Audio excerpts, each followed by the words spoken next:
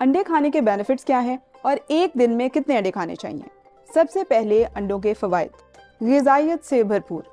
अंडे न्यूट्रिशन से भरपूर होते हैं जिनमें आपको विटामिन डी और B12 के साथ साथ मिनरल, आयोडीन जैसे न्यूट्रिएंट्स भी मिलते हैं। प्रोटीन का मुकम्मल ज़रिया।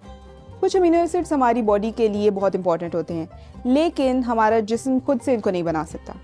इस टाइम पर काम आते हैं अंडे, जिनमें ये तमाम रिक्वायर्ड अमीनो एसिड्स मौजूद होते हैं।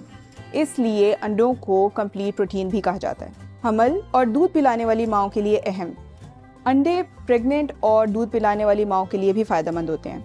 इनमें एक न्यूट्रिएंट होता है कॉल्ड क्लोरीन, जो सेल्स और मेम्ब्रेन्स की डेवलपमेंट के साथ साथ दिमाग की नशोनुमा और मेमोरी को इम्प्रूव करने में भी मदद देता है।